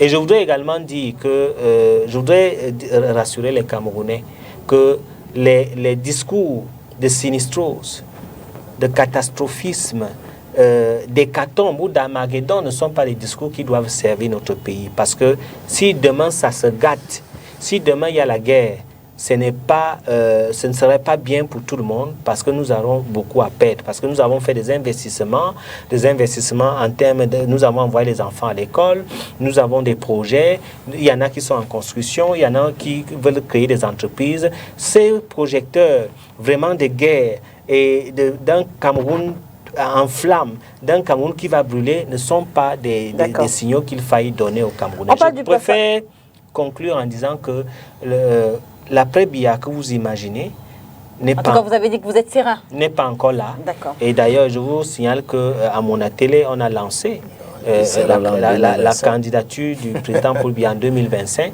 Et je vous dis, s'il est candidat, nous allons le soutenir parce que c'est un sage qu'il faille avoir auprès, n'est-ce pas, de nous, parce que nous avons besoin de lui pour que le Cameroun s'élève. Merci André Luther-Maker. Vraiment, on ne peut pas tolérer. Je suis vraiment choqué qu'un jeune comme André Luther-Maker estime que ce genre de choses, pour une simple raison. Le roi a vu. Pour une simple raison, parce que premièrement, il ne fait aucun doute que le président Biya est fatigué. Il est sauvagement fatigué. Et moi, je pense que... Vous êtes des médecins. En tant qu'être humain, en tant qu'être humain, et l'une des raisons pour lesquelles je me suis opposé... L'une des raisons pour lesquelles je me suis opposé à ce texte du ministre Mabouki, c'est parce qu'on ne comprend même plus comment la présidence de la République fonctionne. Vous allez au secrétariat général, vous vous rendez compte que le pays est géré par délégation. Mais vous voyez, au niveau du cabinet civil, les gens qui sont censés être les hommes de l'ombre font des textes. Le président Paul Biya a fait la décentralisation du pouvoir. Mais il y a un problème. Il y a la décentralisation. Il met chacun devant ses responsabilités. Nous autres, moi personnellement... S'il avait confisqué le pouvoir, vous serez les premiers à dire qu'il est partout, en tout et pour tout. Et lorsqu'il décentralise, ça fait un problème. Moi personnellement, je pense que le président Biya a eu une carrière exceptionnelle. Le président Biya a eu une carrière exceptionnelle. 60 ans de haute administration, pratiquement 40 ans de magistrature suprême.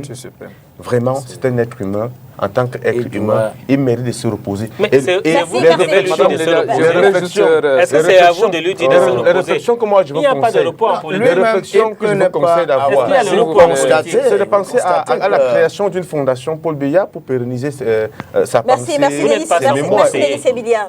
En 2 secondes. Le moment venu, le RDPC va prendre ses responsabilités. Le texte de Oswald nous démontre à suffisant que il y a la peur quelque part, que la peur a changé le camp. Le centre, comment dire en anglais, the center cannot more hold. Dans leur propre maison, ils ont commencé à avoir peur de perdre le pouvoir. Et je vais dire à nos camarades du RDPC que... c'est vos camarades, ça nous rassure. Oui, j'appelle camarades. Non, ça nous rassure, vous collaborez, ça nous rassure. Je voudrais... Non, ça nous rassure. Pour une fois, vous êtes un homme qui dit la vérité. La politique, c'est pas la guerre. Non, vous êtes des camarades, ça nous rassure que vous collaborez. Quand était notre je vais dire une fois, il est toujours. Il est bien. Il est toujours. Il avait une carte du RDPC. Maurice Kamto avait une carte du RDPC. Puisqu'il a été mandataire aux élections à la mi-fin. Dans le jargon MRC, nous, s'il était dans nos camps, on allait votre camarade alors. S'ils étaient dans nos camps, on allait les appeler amis politiques. Je dis, je répète, ceux qui sont nos amis, on les appelle les amis politiques. Quand j'appelle les camarades, je dis les camarades dans la constitution de notre pays. Parce qu'on ne va pas dire que le RDPC... Je ne sais pas si vous avez entendu ce qu'André Luther-Maker a dit, que Maurice Kamto avait une carte du RDPC. André Luther est toujours dans sa logique de ce que j'appelle l'ancienne sorcellerie. Vous savez comment l'ancienne sorcellerie fonctionne. Quand on veut quand on veut donner l'impression à un public vous êtes journaliste, faites des investigations. En 2011, qu'un ange est mauvais, on doit commencer à chercher à lui dénigrer et ceci et cela. Je dis bien, donc, le mot camarade je vous en prie, monsieur Denis, n'entrons pas dans les... À votre prise de parole, je vous laisse parler. Je ne sais pas pourquoi vous agitez. Allez-y, Sylvain. Je disais que le RDPC, il faut avouer que nous sommes des camarades dans la construction du pays. Même si on les fustige des méthodes qu'ils utilisent, qui des fois servent à plutôt détruire le pays. Mais nous voulons que, j'étais en train de dire, si nous entendons ce qui se passe au sein, à travers la tribune d'Oswald, vous allez comprendre que dans le sein du parti de Flamme, il y a déjà des luttes. Beaucoup de factions. Et c'est déjà facturé. Et c'est du fait que... C'est comme chez vous. C'est déjà... Nous, on sépare comme chez nous. Vous êtes déjà... Terminé,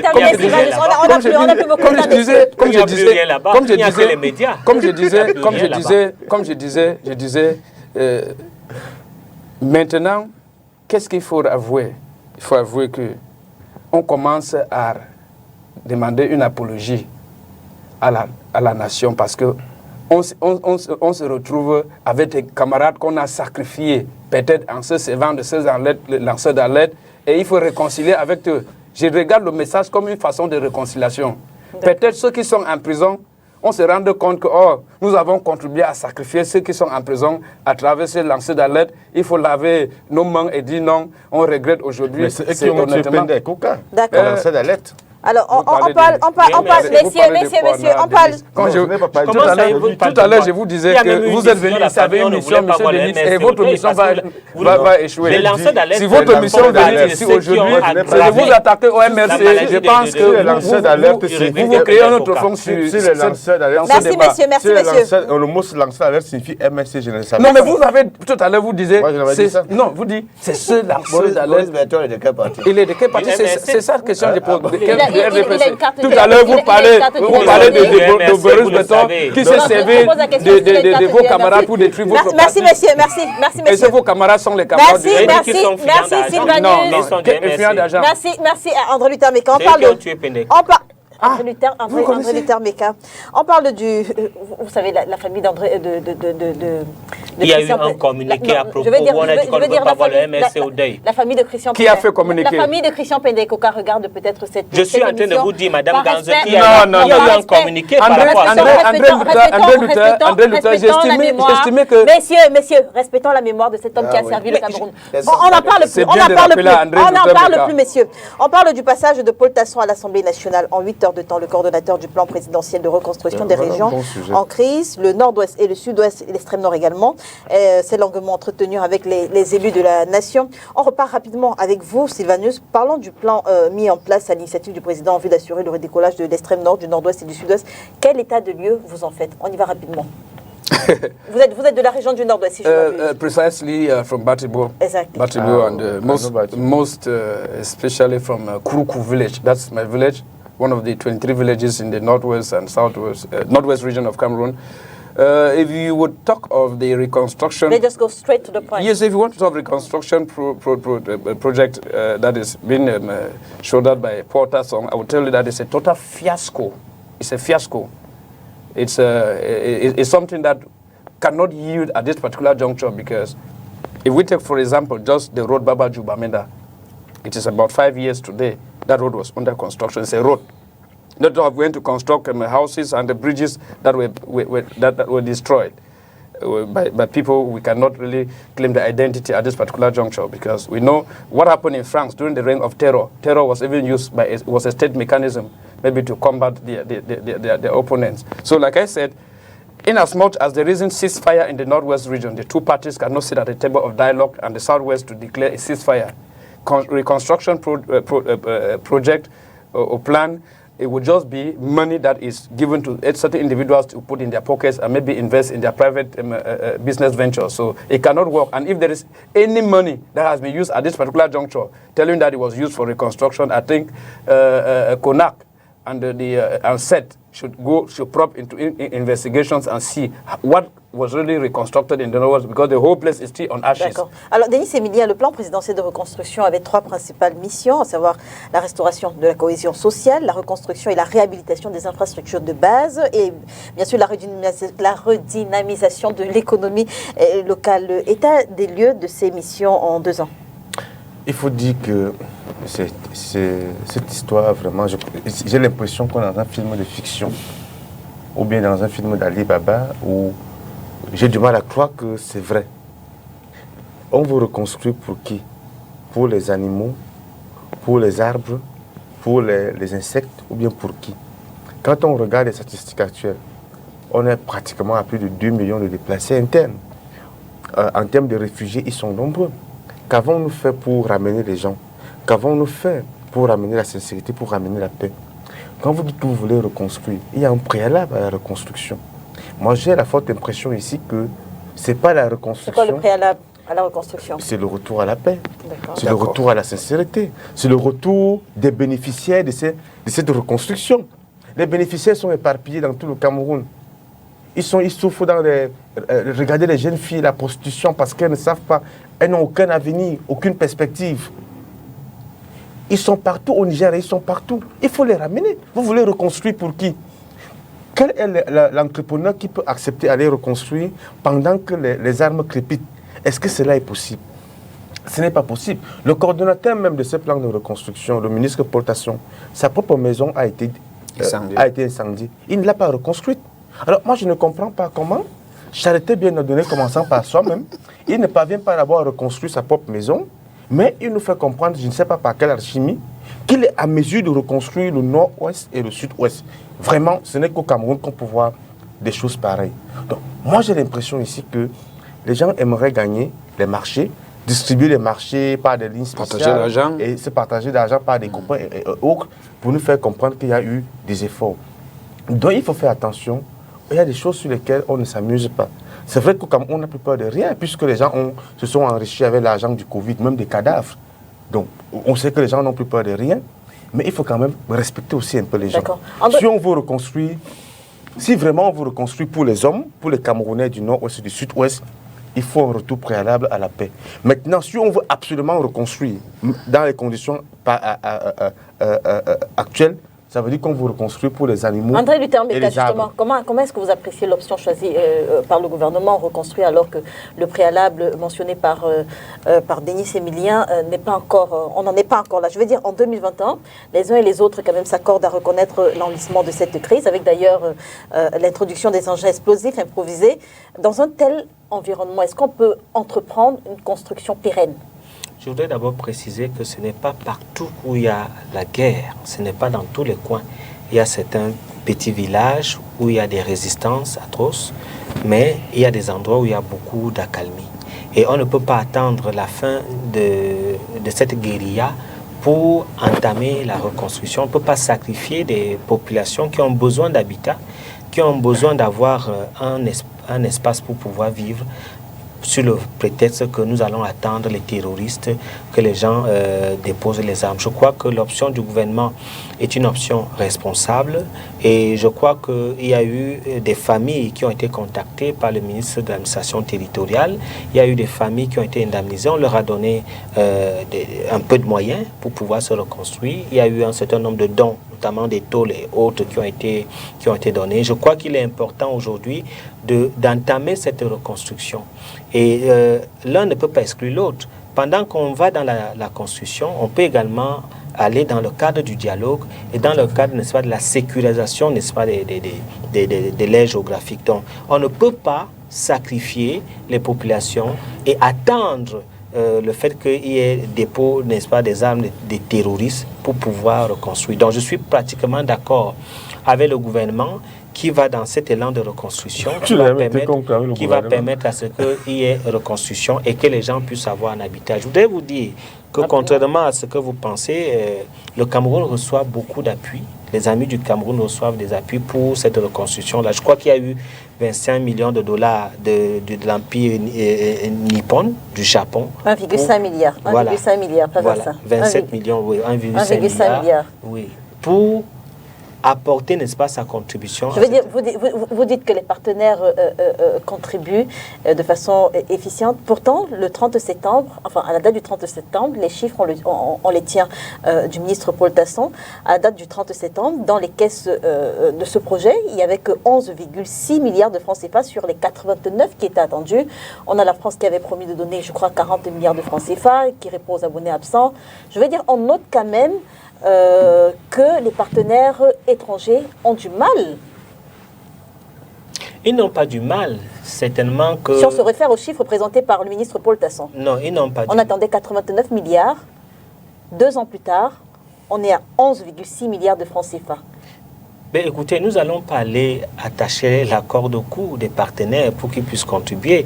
Moi, je vous ai cité l'Empire Nippon de Japon qui a apporté sa contribution. 1,5 milliard de francs CFA. Donc, cela veut dire qu'il y a des partenaires qui y contribuent. Et dès lors que les partenaires contribuent, on ne peut pas cesser la procédure de reconstruction. On a eu le programme national des Nations Unies pour le développement, 800 millions de francs CFA, je pense.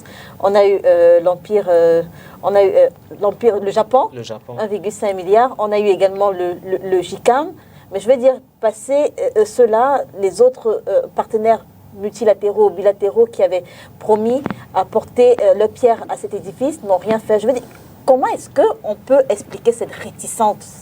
Mais écoutez... Depuis le détournement des fonds de Covid-19... Ces pays ont également des problèmes. La France a des problèmes de chômage, ils ont des problèmes de crise. Vous avez vu... Ces problèmes ne datent pas d'hier. Je veux dire, au moment des promesses, il y a 2 ans, moi, je pense que tout ce que vous avez cité démontre que le projet se porte bien. Parce qu'il y a également des partenaires qui ont apporté quelque chose à la cagnotte. Et dès lors que les partenaires apportent quelque chose à la cagnotte, nous sommes liés à la reconstruction. Nous ne pouvons pas arrêter le processus. Puisque si on arrête le processus, ce serait presque des détournements. Donc, il faudrait absolument que cela puisse aboutir. Je suis d'accord de la reconstruction et je crois que tout responsable, même des partis politiques, doit encourager cette reconstruction parce qu'il y a des gens qui dorment à la belle étoile. Il y a des gens qui sont dans les brousses. Il y en a même qui sont dans la ville de Douala, notamment dans dans le quartier de Bonabéry, qui ont perdu leur maison. S'il y a reconstruction, je crois que ça va leur donner un toit et la vie va continuer. Il faut œuvrer pour que cela puisse avoir juste une précision, c'était 8 milliards pour le programme des Nations Unies et 800 millions pour le JICAM. Alors, Maître Payéré, le passage de Paul Tasson à l'Assemblée nationale a été l'occasion, une fois encore, de voir, comme qui dirait, ce désamour entre vos 2 élus les plus en vue. Je parle notamment de Jean-Michel Nithieu, également de Joshua aussi, alors que Jean-Michel Nithieu estime comme Denis Emilia Tangana d'ailleurs, que pour reconstruire, il faut que les préalables soient servis, notamment le retour à la paix. Joshua aussi, lui, estime qu'on peut reconstruire et que c'est un processus d'ailleurs vers la paix. Est-ce que le SDF a une position officielle sur cette question?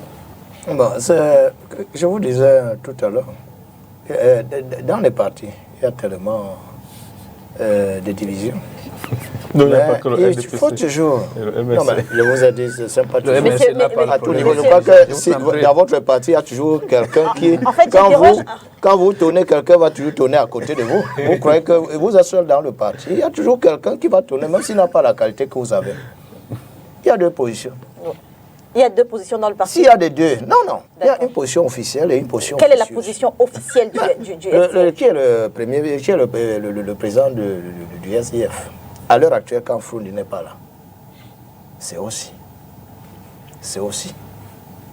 Et c'est ça. Ce qui me plaît même dans ce cas, qu'est-ce qui me plaît? Depuis, le SDF s'est battu pour qu'au moins on parle au Parlement de la question anglophone. Je crois que vous êtes témoin. Il y a eu une assemblée, ça va aujourd'hui à 3-4 ans, où les députés étaient obligés de faire des bruits avec tout ce qu'ils avaient sous la main pour empêcher, parce qu'ils voulaient qu'on inscrive la question anglophone à l'ordre du jour. Cette fois-ci, si c'est arrivé, parce qu'à ENEC, on a demandé à aussi, parce que je vous assure, je ne suis pas là pour tellement faire le procès aussi Nietzsche. Je suis SDF. J'ai compris. En fait, je veux juste avoir la précision. Je vous en prie, je veux juste avoir, comme je le disais, je veux juste avoir la position officielle du SDF. Est-ce que la position officielle du SDF a bien voulu, le SDF a voulu à un certain moment que cette question soit inscrite à l'ordre du jour. On a demandé en ce moment aussi à ENEC. Aussi a pu le faire. ça a été inscrit. Oui. C'est déjà un grand point. Oui. Quand vous parlez de l'actualité qui nous a retenus, je voulais commencer par ça pour dire que le SDF s'est battu jusqu'à faire au moins pour qu'on parle de ça. Même s'il y a deux tendances, quand vous voyez ces tendances, la tribune a donné, qu'est-ce qui a fait qu'il y ait deux tribunes pour qu'il y ait deux sons de cloche? S'il n'y avait pas ce problème à l'ordre du jour, aussi allait parler où, Nietzsche allait parler où. Donc c'est quelque chose. Et vous voyez, les députés ne sont pas allés de même ordre. Chacun peut dire des choses. Tout ce qui est vrai, je note juste votre embarras. Je note juste non, je n'ai pas d'embarras. Je n'ai pas d'embarras. Je n'ai pas d'embarras. Tout ce qui se passe, même quand Luther parle, on comprend bien que quelque part, il faut des solutions par rapport à la crise. Et la crise, même la reconstruction, c'est l'une des solutions, vrai ou faux. Si on commence par pacifier, on finira par construire. C'est seulement que cela a permis que des députés, même tous ceux qui ont pu parler, vous avez vu même des députés du Nord, pour ceux de l'extrême Nord, ils envient même le fait qu'on commence plutôt par le Nord-Ouest, Sud-Ouest, pour dire que pourquoi ne pas commencer par eux. Interrogeons-nous. On ne voudrait pas rester éternellement dans cette guerre. Cette guerre, personne ne gagne dans cette guerre. C'est vrai, des gens se sont alignés, mais à un certain moment, ils ne savent plus comment s'en tirer. Aujourd'hui, qu'on dise, là, aussi s'est exprimé d'une manière brillante. Les lanceurs d'alerte existent partout. Il y en a même qui ont pu dire qu'ils ne s'étaient même pas exprimés. Je vous le dis dans le cadre du SDF, mais par la suite, on voit quelqu'un qui sort s'exprimer pour 15 minutes, alors que l'autre s'est exprimé pour à peine 5 minutes. Je ne veux pas faire la comparaison, mais je dis, luttons tous pour que la paix revienne au Cameroun et qu'on essaye de... Peut-être d'abord au SDF avant le Cameroun. Non, mais au SDF, c'est même pas pire que le Cameroun. C'est même mieux là-bas, mais on sait se comprendre. Nous savons qu'est-ce qui se passe. Après tout, quand on a pu faire inscrire ce problème à l'ordre du jour, je crois que désormais, à votre avis, c'est une parenthèse. À votre avis, qui tire les ficelles? À qui profite cette guerre entre ces deux élus du SDF? C'est juste une parenthèse, ce n'est pas la question. Non, mais c'est deux amis, vous voulez que j'entre dans leur... Est-ce qu'il y a d'abord une guerre? Si vous voyez la guerre, ce n'est pas parce qu'il y a deux sons de cloche, quelqu'un peut dire. Parce qu'à un certain moment, quand le président du parti peut dire quelque chose, l'autre doit d'abord observer un peu. Mais bon, ça arrive que parfois, on dit que bon, ça, je ne voudrais pas tellement entrer dans cette histoire. Je suis de la région du littoral, conseil juridique. Bon. Et justement, le président de la région du littoral, c'est Jean-Michel Nietzsche. J'ai tout le respect pour les deux. D'accord. Je voudrais donner on ne parle pas du SDF. Non, je suis dans la reconstruction. Je voudrais dire quelque chose à l'intention des Camerounais. Les radicaux veulent séquestrer l'avancement du processus. Ils veulent séquestrer l'école, ils ne veulent pas qu'il y ait école. Ils veulent séquestrer la reconstruction parce qu'ils savent que dès lors qu'il y a activité, dès lors qu'il y a des activités qui sont en marche, c'est un processus vers la paix. Parce que quand il y a l'école, c'est un processus vers la paix. Lorsque les activités fonctionnent, les activités de commerce, les entreprises, il y a une marche vers la paix. Et lorsqu'il y a la reconstruction, il y a une marche dans la paix. Il faut voir cela de façon globale. Dans le contexte actuel, vous pouvez aller inscrire vos enfants à l'école à Batibou, dans le contexte actuel. Son enfant fait qu'un école de Titi.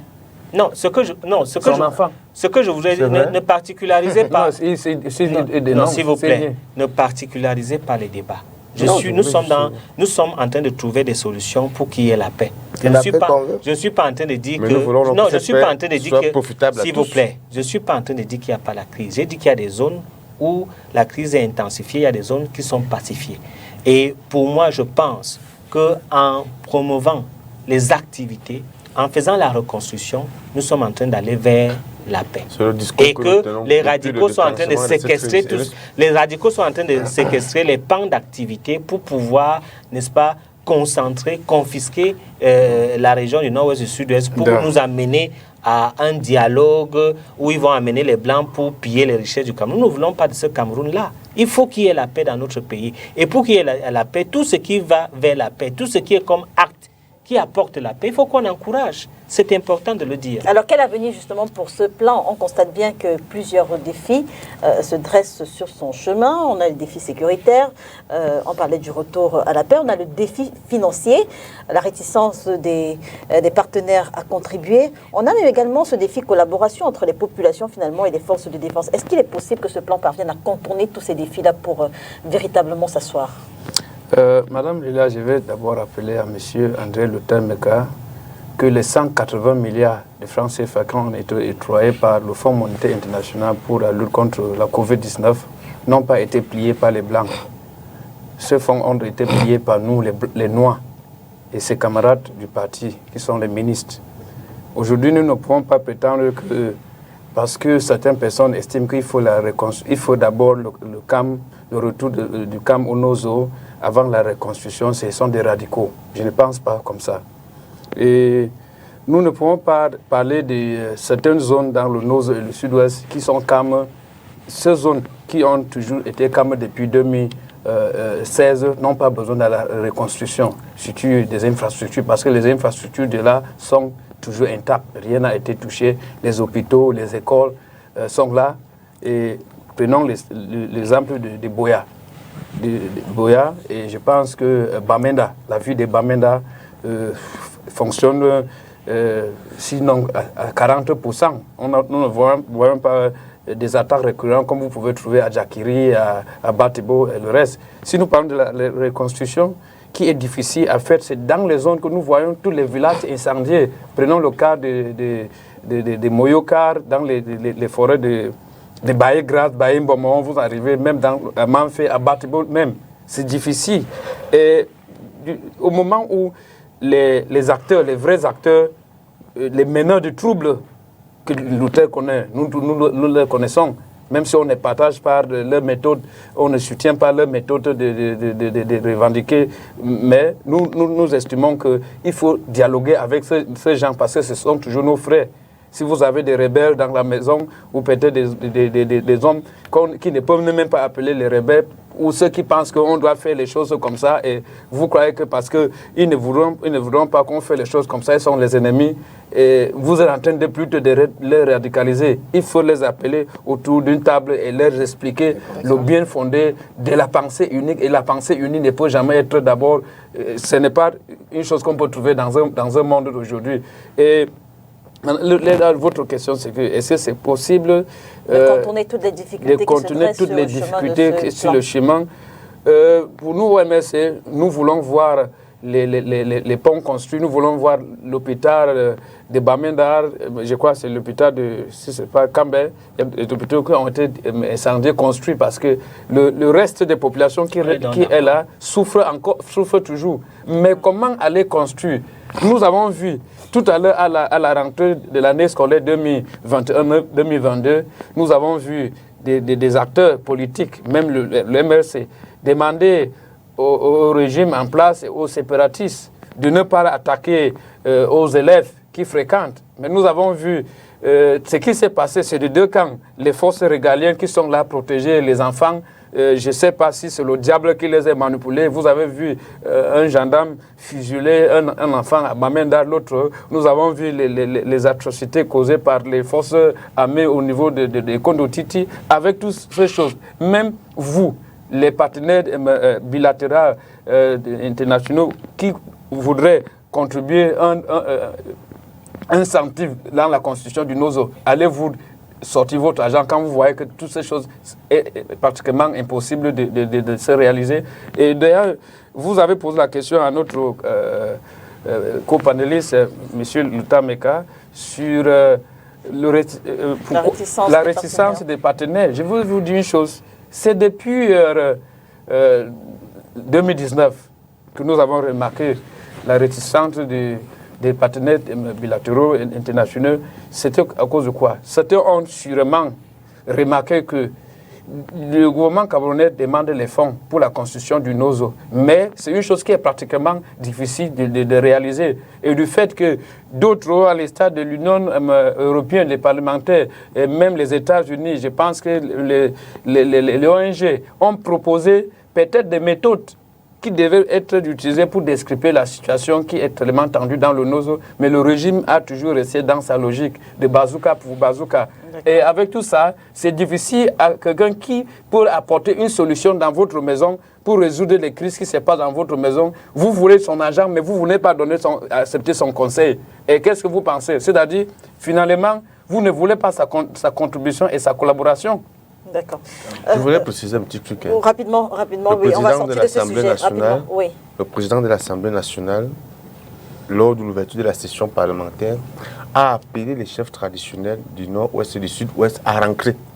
Du moment où même les chefs traditionnels ont fui la zone. Il va le faire. Les chefs qui sont censés être auxiliaires de l'administration ont fui la zone. Combien de fois les autres? Donc vraiment, qu'on ne nous entraîne pas dans un théâtre, le préalable ici c'est quoi?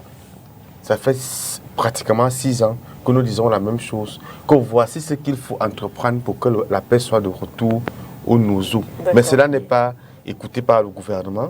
Nous autres, nous sommes ouverts et disponibles. Allez-y, rapidement, maître. Rapidement, maître, en une minute. Vous savez, tout ce que nous savons, tout ce qu'on milite pour cette paix-là, et c'est le dialogue. C'est le dialogue. Donc, il est question, mais quelque chose, le système en place empêche aux anglophones de pouvoir dialoguer entre eux au Cameroun. Parce que si c'est arrivé au Canada, ils se sont un peu retrouvés. Mais est-ce qu'ici au Cameroun, le gouvernement a permis que les anglophones puissent se retrouver? Nous avons vécu conférence, on a tout fait, tout mis mort avec son projet. Non, vous n'êtes pas. C'est autant de choses. Donc, qui ne s'est pas entendu? Pourquoi le gouvernement empêche que les anglophones puissent s'asseoir pour causer entre eux? Il faut avouer ils connaissent tous ceux qui sont en broussard. Ils connaissent tous ceux qui font poser ces actes. Ils peuvent causer entre eux. Avec tous ces chefs, avec une coordination, on trouvera des solutions. Et puis Coupe d'Afrique des Nations, le suspense jusqu'au bout, après la correspondance cinglante du secrétaire général de la CAF au sujet de l'impréparation du Cameroun. Le président de l'institution, qui s'est certainement entretenu avec la mission camerounaise au Caire, affirme que le Cameroun est prêt à 95%. Denis Emilien, vous venez de Yaoundé, le stade Olembe, le stade qui suscite toute la polémique en ce moment. Comment est-ce que vous le trouvez? J'imagine que vous avez déjà fait un tour. Dans la nuit même, je me suis arrêté pour essayer, parce que vous savez que le 30 n'est pas loin. Et qu'il ne faut pas... Je me suis arrêté dans la nuit. Enfin, le 30, c'est dans 2 jours. En journée, vous avez l'impression qu'ils empêchent les gens de filmer les vraies photos. Donc, dans la nuit, il y avait moins de vigilance. Donc, ça m'a permis de réellement voir l'état d'avancement. Dans la nuit, vous avez pu mieux voir. Ce qu'il faut dire ici, c'est que, au départ, initialement, c'était un stade, un complexe commercial, un hôtel 4 étoiles. D'accord. Un stade de tennis, un stade de basket, un stade de volleyball. Donc on était dans un complexe. Avec une piscine olympique. Aujourd'hui, on a oublié tous les autres aspects. On s'est concentré sur le stade. On a dépassé le cap de 200 milliards. Ce qui est extraordinaire. Parce que voyez-vous, dans ce stade-là, il y a des gens qui livraient un sac de ciment à pratiquement 50 000. Il y a des gens qui livraient... Non, pas 50 000. Il y a des gens qui livraient... Il y a des gens qui livraient... Il y a des gens qui livraient... Il y a des gens qui livraient un camion de sable à 750 000 francs. Une chose inédite. Donc, vous voyez, lorsque vous regardez, vous faites un peu la comparaison entre le stade d'Olembe et les pyramides d'Égypte, de Khéops. Il n'y a pas... c'est pas le même contenu, la même valeur. Mais vous allez vous rendre compte que les pyramides d'Égypte n'ont pas pris 12 ans pour être construites. N'ont pas pris autant d'argent, mais le stade d'Olembe, lui, il a dépassé le cap. Alors, lorsque je vois la lettre du secrétaire général de la CAF, c'est vrai que je n'apprécie pas le ton de cette lettre parce qu'il s'agit quand même d'un État à qui le secrétaire général de la CAF s'agresse. Donc, moi qui suis un Camerounais, un élu, j'estime que, étant jaloux de la souveraineté du Cameroun, je n'apprécie pas le ton qu'il a utilisé pour parler à l'État du Cameroun dans sa lettre. Dans le contenu, il est clair que le Cameroun a eu à promettre à chaque fois que nous serons prêts. Nous serons prêts, tout comme le comice. C'est-à-dire qu'au comice, on nous a dit on sera prêt, l'hôtel sera prêt, mais l'hôtel a été livré 10 ans après le comice. Donc, nous, aujourd'hui, on estime que, oui, c'est déjà un acquis, le Cameroun va organiser la CAN. Mais si jamais... Vous parlez du comice agro-pastoral développement. Mais bien sûr, est-ce que ça s'est arrêté là? Ça s'est arrêté. Et l'hôtel n'a pas continué, mais ça a été livré quand même 10 ans après. Mais ce n'est pas ce qu'on aurait bien voulu. Oui. Nous disons que nous avons été, le peuple camerounais a été très compréhensif. Ils ont accepté tous les détournements qu'il y a eu. Mais aujourd'hui, s'il arrivait, la CAF vous a donné jusqu'au 30 novembre. Dans 2 jours. Dans 2 jours. Et nous, on dit, en tant que parti politique, s'il arrive que la CAF décide que le match d'ouverture et la finale ne se joue pas au stade d'Olembe, il faudrait que le gouvernement sache par là qu'ils ont traversé la ligne rouge. C'est pour ça que j'ai apporté la cravate rouge. Pour leur dire que nous sommes très en colère, qu'on détourne autant d'argent autour d'un stade et que le gouvernement fasse que le Cameroun devienne une honte planétaire où, pour construire un stade, il faut 12 ans. Il faut 200 milliards. Or, avec les 200 milliards, on aurait même construit pratiquement 7 stades. Ce qui est incroyable. Donc, s'il arrivait que la CAN ne se joue pas au Lembe, nous, on va organiser des marches publiques dans tout le Cameroun pour dire que vraiment là, vous avez dit tout à l'heure que vous envisagez d'organiser un sitting, mais quand vous le sitting, c'est pour les sitting, c'est devant les directions générales.